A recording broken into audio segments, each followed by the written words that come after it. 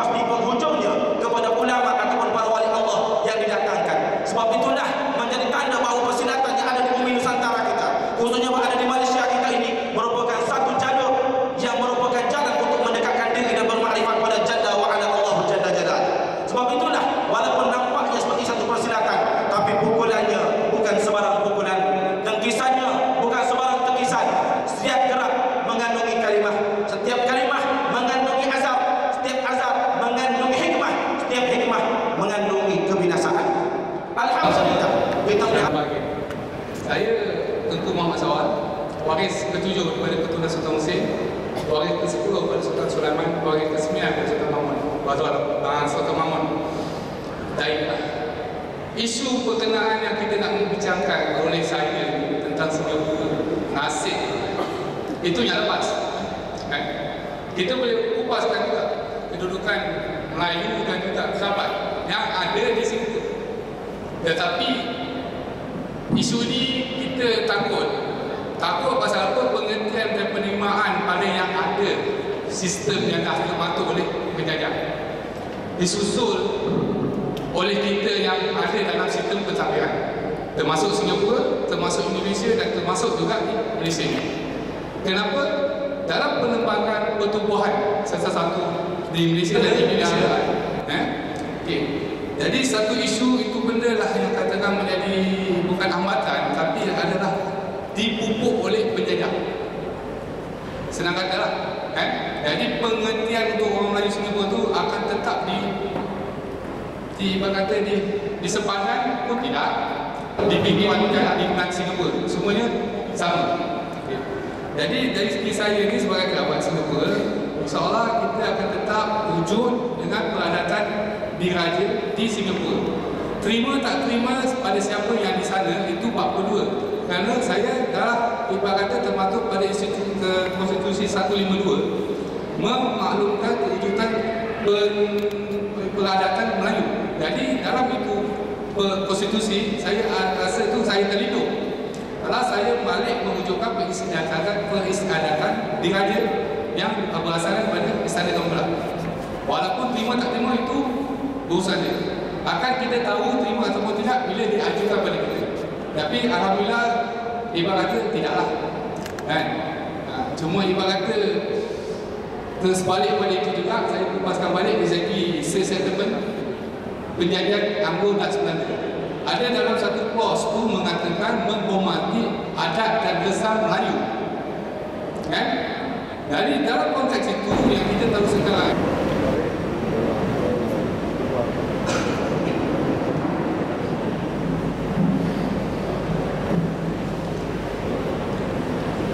Bismillah. Assalamualaikum warahmatullahi wabarakatuh. Alhamdulillahillazi bi'idil Islam ashhadu an la ilaha illallah wa ashhadu anna Muhammadan abduhu wa rasuluh. Allahumma salli ala sayyidina Muhammad wa ala ali sayyidina Muhammad kama sallaita ala sayyidina Ibrahim wa ala ali Ibrahim fil alamin innaka Hamidum Majid. Alhamdulillah kita berjumpa. Assalamualaikum warahmatullahi wabarakatuh. Saya sebenarnya bukan seorang penyajak atau penulis novel, tapi dijemput. Sejak ini bertutur Melayu, tanah Jambi itu di sini.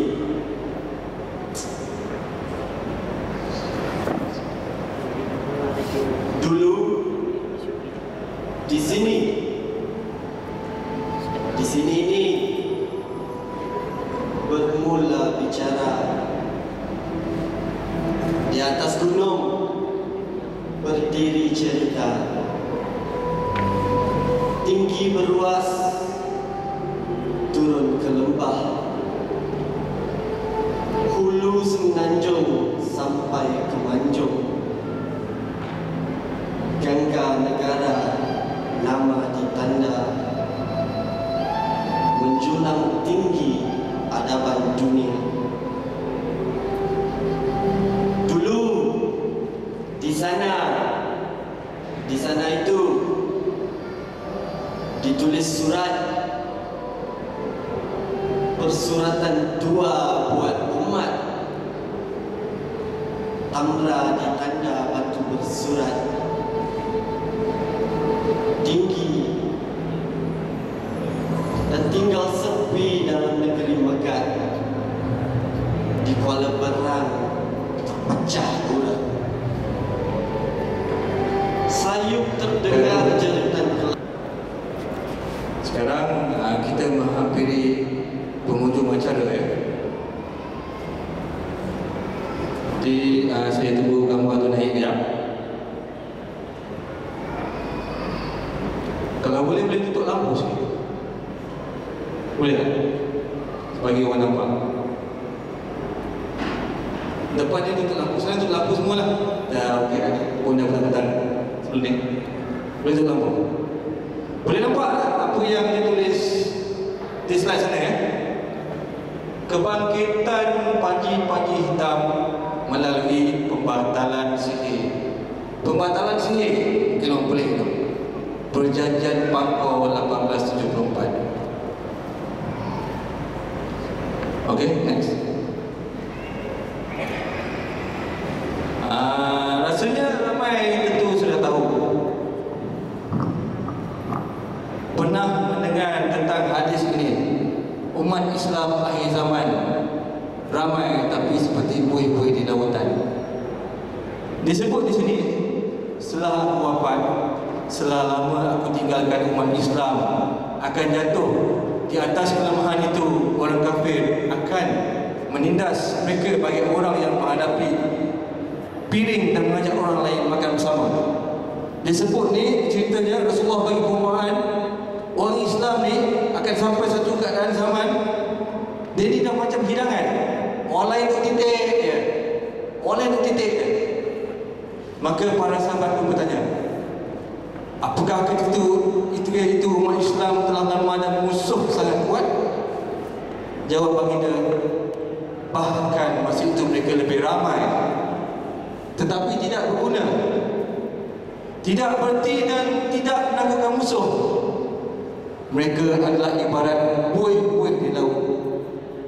Buih di lautan ya. Maka sahabat bertanya lagi, mengapa seramai itu tetapi seperti buih di laut? Jawab Rasulullah SAW, kerana ada dua penyakit, iaitu mereka ditimpa penyakit al-wahan. Sahabat bertanya lagi, apakah itu al-wahan? Rasulullah SAW bersabda, cintakan dunia dan takutkan kematian. Ini dia penyakit umat Islam zaman sekarang. Cintakan dunia, takutkan kematian. Disebabkan cintakan dunia ni, mereka boleh menjual bangsa sendiri. Dan kita telah melihat bagaimana negara-negara Islam dijajah. Dan sekarang ni kalau kita tengok rentetan peristiwa selepas kejatuhan World Trade Center yang katanya kena bom dengan kapal terbang tu, kemudian Afghanistan diserang, Iraq diserang dan bagai-bagai lagi. Kalau kita tengok merata umat Islam ni dia buat sekali ya, betul lah, macam diratah, titik. Dan kita tak boleh buat apa-apa sangat. Kita tengok Palestin, setakat mana yang kita boleh tahan orang Israel daripada mengebom Palestin? Setakat mana? Kita menghantar bantuan dan sebagainya, tapi dapatkah betul-betul kita patahkan angkatan Israel tu? Belum dapat lagi. Kenapa? Berapa lama lagi kita harus bertahan keadaan itu? Maka itu disebut tentang ini. Akan datang Panji-Panji Hitam dari sebelah timur, seolah-olah hati mereka umpama kepengan-kepengan besi. Barang siapa mendengar tentang mereka, hendaklah datang kepada mereka dan berbaiklah kepada mereka sekalipun mengangkat di atas salji. Saya rasa tuan-tuan dan puan-puan, terutama mereka yang dalam dunia persilatan, dunia tarikat, dan mereka yang mengikuti sejarah Islam, tentu tahu tentang hadis ini, betul kan? Panji-Panji Hitam dari timur, saya rasa tak boleh dipanjangkan. Tapi dah ramai orang, tak syekh, orang dari Syria, saya bawa orang datang ke alam Melayu, Indonesia. Ramai dah nampak dah. So dia tak ada lagi kata kurasan, dari alam kurasan dia. Ramai dah nampak bahawa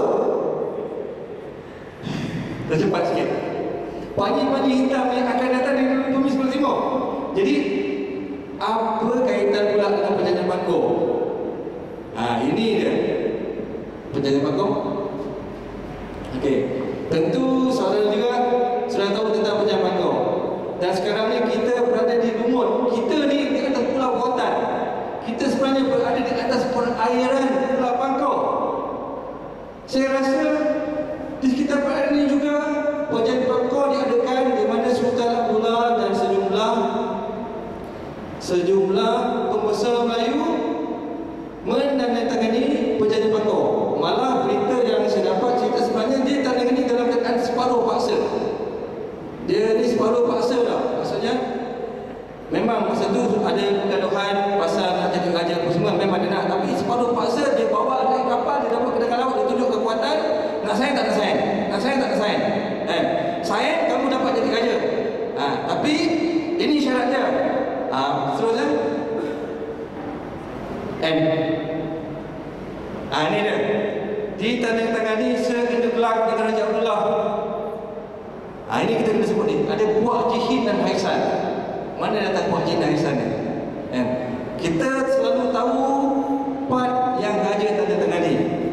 Maka dengan saja raja tanda tu, British pun bagi tiara Raja Abdullah sebuah Sultan Perak. Masa tu Perak ni cerita dia panjang lah. Ada beberapa tata naik Sultan Ismail.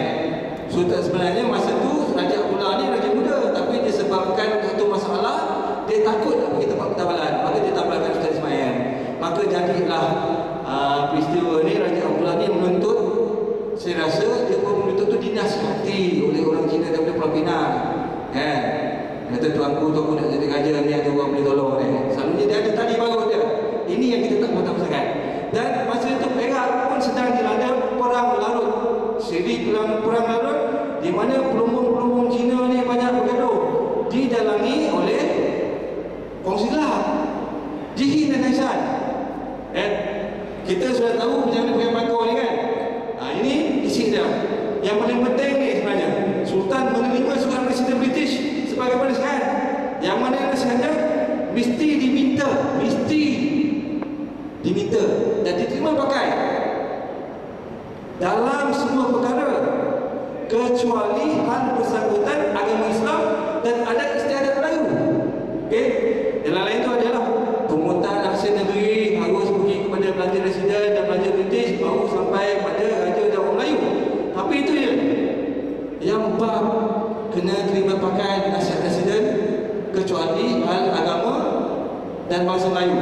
Itu yang membawa pada keadaan Malaysia sekarang, kita sekarang sistem berparlimen dan sebagainya. Dan kita tengok sekarang ni banyak perkara yang bab Melayu Islam raja pun macam tak terbela dah, disebabkan seolah-olah undang-undang Commonwealth dah mengatasi. Ini semua adalah kesan Penjaga Bangkok yang kita nampak ni.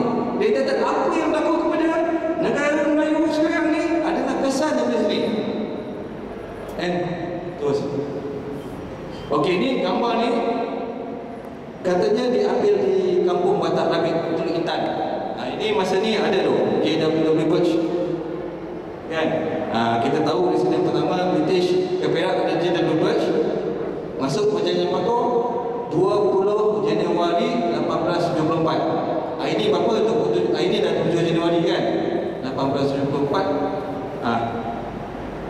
Maka lepas tu kita tahu bagaimana Birch ni dia ikut kepala dia sendiri. Dia cuba menghambakan sistem hamba, dia masuk campur dalam banyak hal. Akhirnya orang marah.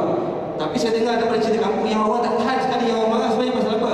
Hujung-hujung dia ni mengandungkan anak orang Melayu. Ada cerita kampung mengandungkan anak orang Melayu, lepas tu dia tak tanggung jawab, dia lepas tangan. Itu orang kata the last straw. Orang Melayu ngamuk. Maka berlakulah peristiwa yang JW Birch dibunuh. Bila dibunuh, berlaku perang Perak dengan British selama 2 tahun.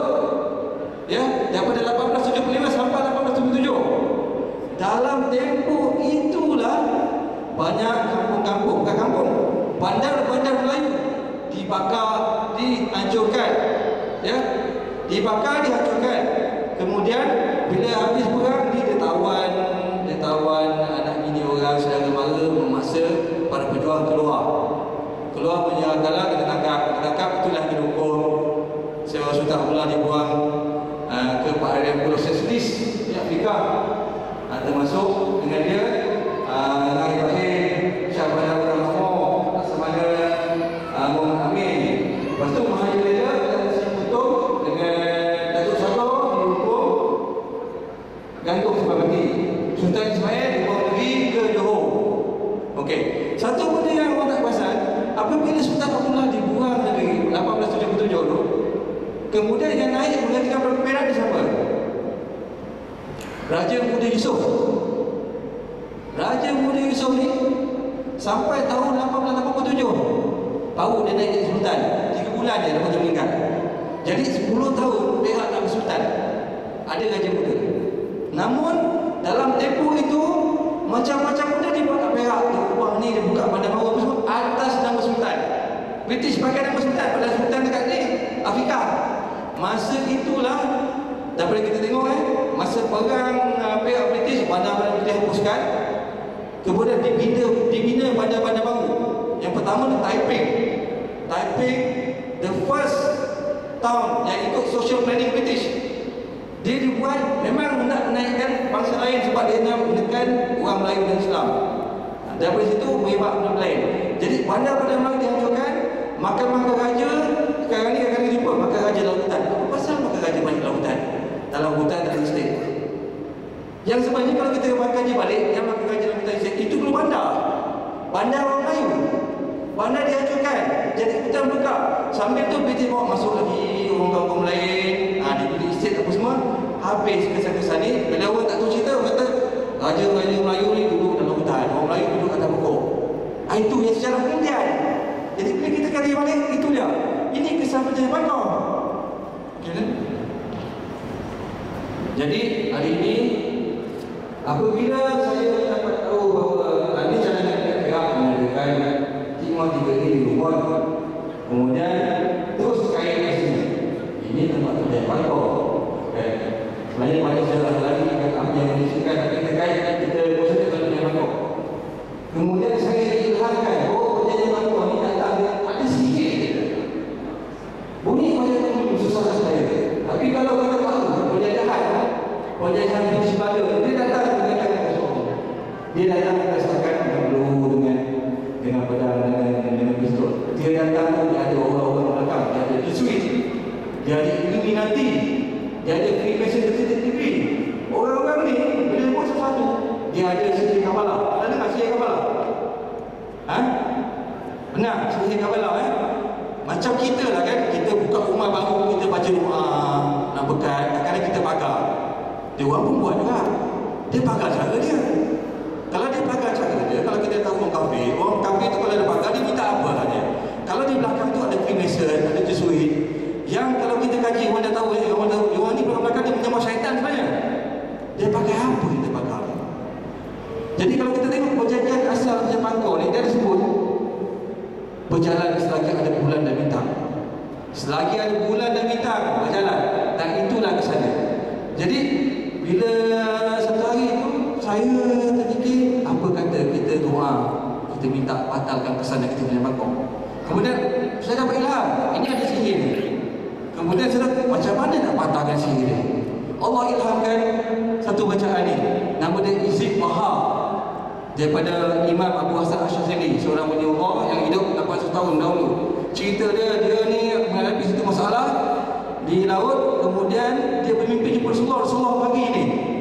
Pagi ni Izab Bahar terus okey, ni ayat-ayat dia. Terus sampai bahasa Melayu dia. Okey, saya nak baca pun dia tak nampak apa sebenarnya. Allahu Akbar. Boleh bagi terang sikit? Tak nampak Okey, dia antara ayat-ayat dia nak, wahai Allah yang maha tinggi, lepas tu ke bawah tu ada, maka teruhkanlah dan tolonglah kami. Saya nak baca pun saya tak nampak, tapi dia ada ayat-ayat dia yang beri kekuatan seperti mana kau beri kepada Nabi Sulaiman, Nabi Musa apa semua. Dan ini insya-Allah selepas ini saya minta saudara semua lepas asar lepas hari asar kita sama-sama buat pergerakan Maulidur Rasul. Kita berjalan daripada Dewan ini sampai ke pantai menghadap penjajahan Bangkok, menghadap kepada Bangkok. Lepas tu saya rasa saya ada bagi di depan tadi Hizib tu. Kita baca Hizib tu, kita niatkan kita niatkan supaya terbatal, kita niatkan apa hantu syaitan yang kunci tu kan, dia kunci kita punya apa nama negara dia ada satu kunci tau, dia kunci supaya kita sekat kan. Okey, kaitan dengan panji-panji hitam, kita tahu panji-panji hitam tu apa? Panji-panji hitam tu adalah pasukan yang mendirikan daulah. Sekarang ni mungkin ada di Afghanistan pun ada satu pasukan dia kata dia bukan dapat panji-panji hitam. Di Iran pun ada. Tapi sekarang ramai orang yakin memang data dia dari timur. Apakah kita? Wallahu kita tak tahu. Tapi kita boleh bercuba. Syarat panji-panji hitam tadi, arti kepentingan kamu tadi, dia mahu mendirikan daulah. Dan untuk mendirikan daulah tadi, kita kena balik pada undang syariah, balik pada dinar dan dirham. Dan untuk balikkan pada semua, kita kena batalkan kesan perjanjian Bakau tadi. Jadi saya mohon nanti lepas asar kita akan buat, kita akan berharap ke perjanjian Bakau dan kita baca sama-sama dengan niat untuk menghapuskan agar negara kita berubah kembali kepada keadaan yang syumul Melayu Islam sebelum bidang kita semua dibasuh oleh penjajah. Okey? Tukar apa dia cakap? Ya, saya pergi masjid dah. Ya. Dia duduk depan lah. Depan dah keluar kau dah? Ha? Dah duduk. Silakan.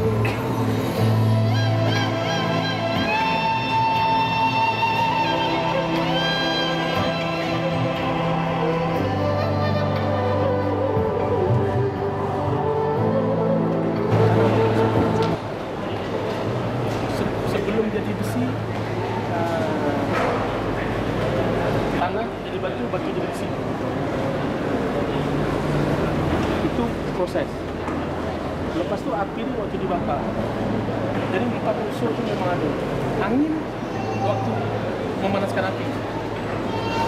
Jadi bila kita ukur, kita nak tahu sebelum dia saya Jika aku dah dapat mencerahkan, sudah saya ukur.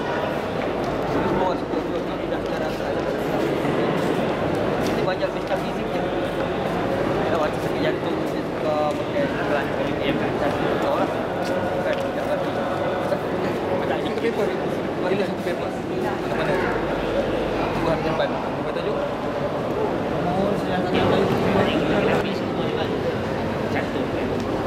Melayu ni memang terkenal lah zaman-zaman berbelok terhadap ulama dan bangsa. Lepas tu, baru kita pergi kasi juga. Sekarang ni pun dia belok juga. Jadi yang cerita lah. Tapi sebab saya nak habiskan bulan ni, memohon para ahli baik dan Muhammad SAW mengangkat sebagai saranan keselamatan umat sebut dalam hadis Nabi Muhammad SAW dalam masa 30 minit.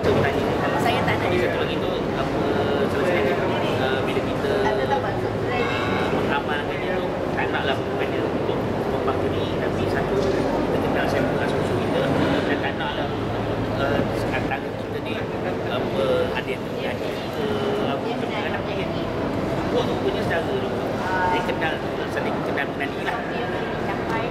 Okey, saya tanya dulu lah, nak teruskan bincang ini ke ataupun nak bincang pasal silap? Saya tanya. Silap. Saya pun ada habis ni saya kalau mandat ini semua kata saya main tarap dengan dia orang boleh. Pada kita bincang hal yang kita suka boleh.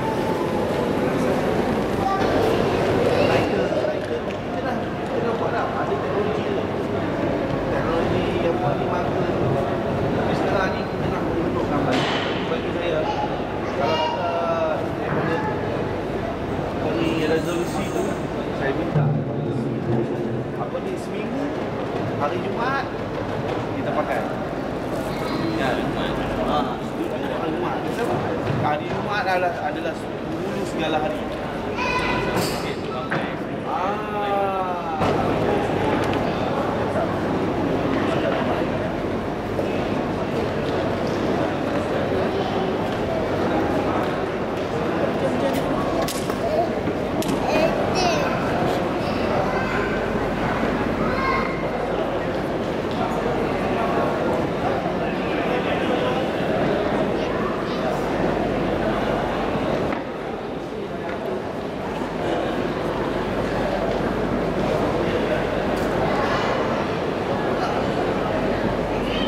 Okay, Assalamualaikum. Ada satu kumpulan lagi seni fikiran dan had. Ada tak peminat seni fikiran dan had?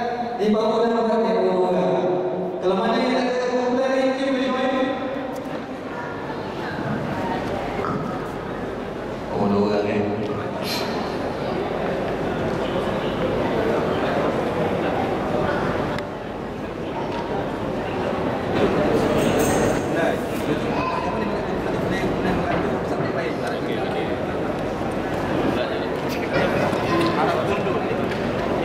Baca kitab Arab pun dia salah satu tujuan dia kerana nak memacu dan memutuskan waktu abad bangsa. Sebab itu nak termasuk Arab. Sedangkan kita tentang ulama, kita dulu Rasulullah semua kita sebab Syekh Daud Al-Fatani, Syekh Muhammad, Syekh Muhammad Muhammad Ramadan, apa ni buat kita nak kena Syekh Al-Bayyib untuk terjadi. Kita Syekh Al-Fatani jadi kudu kita khazanah bahasa lain. Jadi kita orang lain kita pandang setiap baca kita suka balik benda-benda zaman nenek moyang kita, cara pemakaian dia. Sekarang ni nak tengok ni dah susah. Orang dah lebih kurang 200 tahun lebih Macam mana? Cara dia, kita ada cara. Tapi antara dia, kita perlukan macam ni lah, bantuan peranan Raja-Raja Melayu. Raja-Raja Melayu kena main peranan kerajaan. Kita kira lah mana yang memerintah sini pun kan. Kita kan, siapa saja yang membentuk kerajaan, dia patut buat satu hari yang khas untuk pemakaian Melayu. Maknanya, semua orang hubungan orang